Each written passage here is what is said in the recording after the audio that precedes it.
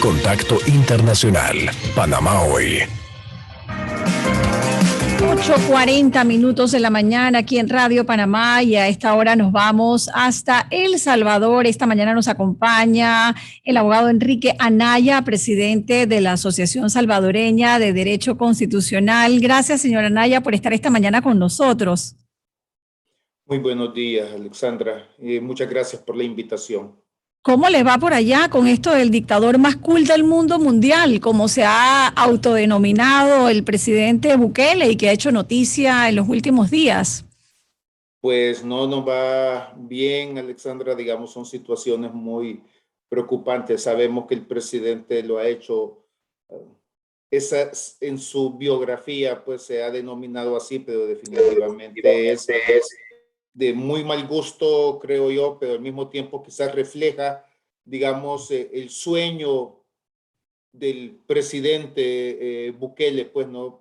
Pero quizás la buena noticia, si lo vemos esto, pues, como una situación de las adicciones de las personas autoritarias, pues lo primero es reconocer que tiene un problema. Entonces, si el presidente ya se comienza a denominar él mismo como dictador, pues ya sabemos que él está reconociendo que tiene un problema, ¿no? Que tiene una adicción al poder y que los salvadoreños tenemos que ser los que tenemos que evitar esta situación, Alexandra. Esa ironía con la que respondió el presidente Bukele a través de su cuenta de Twitter es una reacción a la noticia, al anuncio hecho por Estados Unidos de que sancionaba a altos funcionarios de su país.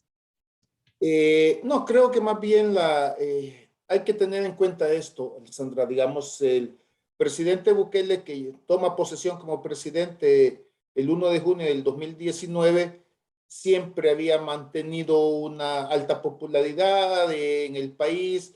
Las protestas o marchas de ciudadanos siempre habían sido pocas, o sea, y pequeñas relativamente.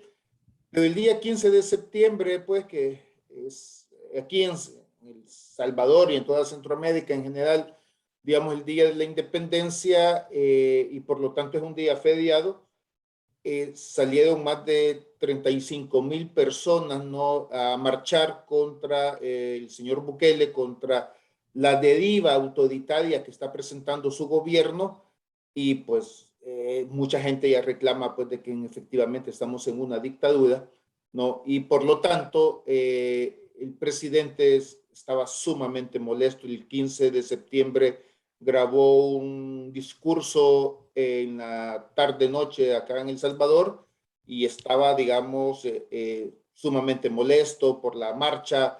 Acusó que habían países amigos extranjeros que estaban financiando las marchas, que en las marchas habían existido actos vandálicos, que los que habíamos marchado, este servidor estuvo en la protesta, éramos enemigos internos del Salvador, no tal, y a consecuencia de eso fue que estuvo el presidente diciendo, pues, que estábamos marchando contra una dictadura que no existe. Así que ese fue el motivo, digamos, por el cual hizo esa, entre comillas, ironía de calificarse a sí mismo como dictador de El Salvador, y después la cambió y dijo el dictador más cool del mundo mundial. Correcto. ¿Y qué es lo que más le preocupa a usted como experto en derecho constitucional? ¿Cuáles son esas señales de alarma que ya le están indicando que las cosas no están bien? Sí, digamos, hay muchas, y voy a intentar, digamos, ordenarle, sobre todo para los oyentes en Panamá, digamos, el riesgo cuando llegan estos líderes populistas que asumen que son enviados, profetas, ¿no? Enviados de Dios, o como dice el presidente Bukele, pues que él habla directamente con Dios. Hay varias señales que ya se vienen profundizando, y sobre todo a partir del 1 de mayo, que ya tiene control de la Asamblea Legislativa, que en El Salvador es un congreso unicameral, pues ya esto se ha complicado más. Vamos a ver, es lo que está haciendo el presidente Bukele siguiendo el manual del autoritario, ¿no? Esto ya lo hemos visto en Venezuela, en el Ecuador de Correa, en Bolivia, en Nicaragua, en Honduras, algunos comportamientos de Bolsonaro en Brasil. Es el clásico manual del autoritario de cómo desde adentro destruir las democracias, ¿no? la encargada de negocios de Estados Unidos en El Salvador, el día martes de esta semana, calificaba a ella que lo que estaba haciendo el presidente Bukele es seguir el libro de jugadas, ¿no? Para haciendo ella un parangón pues, con el fútbol americano, ¿no? El libro de jugadas de los autoritarios, ¿no? Y en efecto, primer, digamos, ataque, deslegitimación de la oposición política. Segunda línea de ataque, sumamente, digamos, acosos muy graves a la prensa independiente, tanto medios tradicionales en papel como medios digitales, ¿no? Cierre de espacios de opinión en El Salvador, ya van quedando muy pocos programas de entrevistas y los que están quedando son casi, digamos, cajas de resonancia o megáfonos del mismo gobierno. También, digamos, y lo más grave, el partido del presidente Bukele, el partido Nuevas Ideas, ganó de forma, digamos, sumamente abrumadora las elecciones legislativas de febrero de este año, y a partir del 1 de mayo en El Salvador ya hay una nueva composición de la Asamblea Legislativa, una nueva legislatura. Como el presidente tiene mayoría ahí con estos diputados, tomaron posesión el 1 de mayo, y el 1 de mayo en El Salvador existió, dicho francamente, un golpe de Estado. ¿Por qué acá en El Salvador el tribunal que decide sobre temas constitucionales, y esto es, y en Panamá existe, ¿no? Los procesos o recursos de inconstitucionalidad, los procesos o recursos de amparo en El Salvador es una sala especializada que está forma parte de la Corte Suprema de Justicia, está integrada por 5 magistrados. ¿Qué es lo que sucedió el 1 de mayo? Pues sin causa legal, sin seguir ningún procedimiento y por causas espurias, porque decían que los magistrados que ocupaban los cargos habían dictado resoluciones en contra de las decisiones del presidente, que casualmente para eso es que está una sala de lo constitucional, pues fueron destituidos, violando la Constitución, varias leyes locales, violando tratados internacionales, fueron destituidos y colocaron en su lugar a 5 operadores políticos y designados sin seguir el procedimiento. No lo voy a explicar, que es bastante complejo en El Salvador, Sí. el procedimiento para nombrar magistrados, y colocaron 5 magistrados, entre comillas, ¿no? De a dedo. No, de a dedo, Alexandra. Es decir, vamos a ver, uno de ellos, uno de las personas que nombraron y que es prácticamente, voy a decir, el tite de la voz que se replica en la Corte Suprema del presidente, era, hasta antes de ser nombrado, asesor jurídico de Casa Presidencial. O sea, hasta ese extremo llegamos. Les nombraron a 5 personas, ¿no? Que sencillamente son operadores políticos, con lo cual han desmantelado la cabeza del Poder Judicial. Y para agravarlo, en los últimos 15 días hay 2 temas más. Estas mismas personas, digamos, designadas en forma inconstitucional, ilegal, totalmente de dedo, simples operadores políticos, emitieron una resolución, entre comillas, ¿no? Resolución judicial en un proceso donde no estaba ese tema en debate, pero dijeron, vamos a aprovechar este caso para revisar la jurisprudencia constitucional sobre la reelección presidencial. Y comento, para los amigos y amigas panameños, en El Salvador está totalmente prohibida la reelección presidencial inmediata. Hay por lo menos 6 disposiciones constitucionales que establecen que un principio, un pilar básico del sistema político y constitucional salvadoreño es la alternabilidad en el ejercicio de la presidencia de la República. Y ya la sala de lo constitucional, legítima, en el 2014 había indicado que el principio de alternabilidad tiene un lapso de 10 años. En El Salvador, todavía hoy en día, el periodo presidencial es de 5 años, y la Sala de lo Constitucional en el 2014 determinó que para que una persona que haya ocupado la presidencia pueda volver a ocuparla, pueda volverse a presentar como candidato, tienen que pasar 2 periodos presidenciales. Pues a pesar de eso, estos operadores políticos el 3 de septiembre emitieron, como digo, yo le he llamado un papel sucio, ¿no? Ellos dicen que es una resolución, donde dice que no. Ellos de oficio revisan la jurisprudencia y dicen que no, que lo que es una prohibición para ellos está totalmente autorizado y que por lo tanto el presidente se debe de presentar, todavía lo dicen en esos términos, tiene el derecho a presentarse como candidato a su periodo inmediato siguiente y que el pueblo verá si lo elige o no lo elige. Con lo cual, en la práctica, están rompiendo ya totalmente el sistema constitucional salvadoreño al permitir la reelección presidencial, porque ese es el sueño del presidente, digamos, y ese es el sueño de los autoritarios, ¿no? Siempre Sí. continuar y concentrar el poder y permanecer en él. Y Se para nos, terminar en sí. sí, dime, No, no, termino no. con un, Termine usted y le hago la última no, pregunta. Sí. gracias.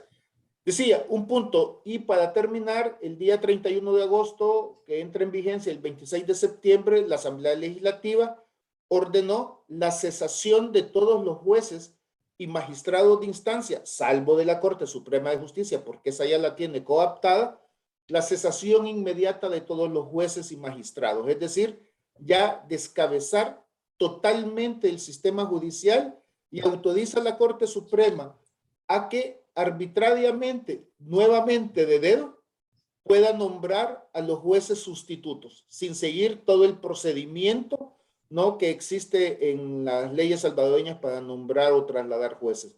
Así que se está, francamente, desmontando, Alexandra, todo el sistema de democracia en El Salvador y estamos, y con esto concluyo, en El Salvador estamos, por así decirlo, en la orilla del precipicio para caer ya totalmente en un régimen autocrático, Alexandra. ¿Sabe qué me preocupa, licenciado Anaya? Que en Panamá la figura de Bukele algunas veces, y lo siento en las redes sociales, se ve casi que como un héroe que destituyó a este montón de jueces porque dice que no hacían su trabajo y la gente lo ve como una figura de mano dura que está poniendo orden. Y tal vez no estamos leyendo el trasfondo de ese discurso que va más allá de los titulares, ¿no? No, en efecto, Alexandra. Por ejemplo, digamos, claro, el discurso, digamos, que se ha hecho tanto en redes sociales como es que están sacando a todos los jueces corruptos del Salvador. Pero Está si uno poniendo lee orden. ¿perdón? El mensaje es que está poniendo Así orden. es, pero vamos a ver. Digo, pero cuando uno lee la ley, no dice absolutamente nada sobre corrupción. Sencillamente es automáticamente un juez o magistrado, al cumplir 60 años, termina sus funciones. No dice nada absolutamente de corrupción. Ese es un discurso absolutamente aparte. Igual los magistrados de la Sala de lo Constitucional, este servidor, digamos, como constitucionalista, pues yo creo que mi obligación a veces es ser muy analítico y a veces hasta crítico en las decisiones, pero aunque algunas decisiones de la Sala de lo Constitucional podía no compartirlas, pero definitivamente estaba actuando en forma independiente y sobre todo estaba actuando en forma independiente de la Asamblea Legislativa, del presidente. Pero entonces el presidente hace un discurso, ¿no? Pero por supuesto no presenta ninguna prueba, dice, estos son corruptos, estos son tales, estamos limpiando la casa. Vamos a ver. Y hay que ser, y aquí los amigos y amigas panameñas tienen que tener la conciencia del peligro que representa esto. Cuando tú vas a limpiar una casa, no puedes comenzar dinamitándola. ¿Qué es lo que está sucediendo en El Salvador? Por supuesto que el sistema político salvadoreño necesita muchísimas mejoras, sobre todo porque los gobiernos salvadoreños no han cumplido con las grandes expectativas de la población en los grandes temas de salud, de educación, seguridad, digamos que son como los temas más esenciales, ¿no? Las expectativas de progreso de las personas en El Salvador no se ha cumplido, pero eso no se logra con este tipo de régimen autocrático. Digamos, es el peligro, yo sé que es un peligro muy común en América Latina, ¿no? Que pensamos que va a venir alguien del cielo, que va a bajar, ¿no? Entre carros de fuego, ¿no? Tal, y que va a venir a solucionar nuestros problemas. Eso no existe. Eso es simplemente una ilusión. Este tipo de régimen lo que se termina convirtiendo es precisamente en un régimen autocrático que nos limita o nos destruye nuestras libertades, pero sobre todo, y esto es lo importante, este tipo de régimen es una condena para la pobreza y una condena para la miseria de nuestros pueblos. Veamos la situación de Venezuela, y aquí no quiero mencionar aspectos ideológicos, porque el gobierno del señor Bukele, como él dice, no tiene ideología, más que apropiarse de los fondos estatales. Es más, ¿sabes que en El Salvador, en la lucha contra la pandemia, se han gastado más de 2.000 millones de dólares? Y que esa información sea toda la información sobre las compras, los gastos, todo. El transporte de las vacunas, el transporte de las medicinas, la construcción de casetas para vacunación, la construcción de un megacentro de vacunación, toda se ha declarado información reservada, esto es secreto de Estado, durante 7 años al menos. Entonces no sabemos en qué se ha gastado. Hay investigaciones periodísticas que reflejan, es que vamos a ver, cada 15 días en El Salvador aparecen investigaciones periodísticas donde demuestra que hay un énfasis de corrupción en El Salvador de este gobierno que es realmente escandaloso. En El Salvador tenemos una pésima tradición, digamos, de presidentes investigados o condenados por corrupción, ¿no? El expresidente Sánchez Edén está exiliado en Nicaragua, el expresidente Funes está exiliado en Nicaragua, bueno, hasta allá le dieron la nacionalidad, el expresidente Saca está preso. Pero yo te lo digo, Alexandra, a estas personas les acusan de haberse malgastado 300 millones de dólares. Te apuesto que eso va a ser una migaja en comparación a lo que está sucediendo en El Salvador con este gobierno.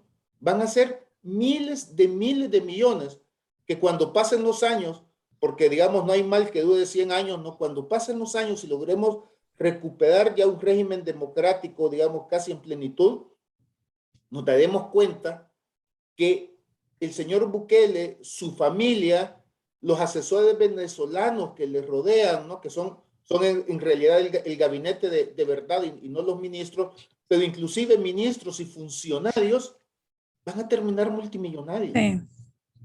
Ese es el gran problema. Entonces, digo, la corrupción mata, porque la corrupción es no llevarle comida a la gente, no va a haber medicinas en los hospitales. Bueno, el último caso de unas investigaciones periodísticas por corrupción, para llamarlo, digamos, en términos generales, ¿no? El jefe de cárceles en El Salvador se le acusa que se robó casi 2 millones de dólares en arroz, alimentos, leche, que supuestamente era para repartir a las personas durante la pandemia, y sencillamente esta persona, a través de su madre, hizo negocios y las vendió a una persona investigada por contrabando precisamente de cereales.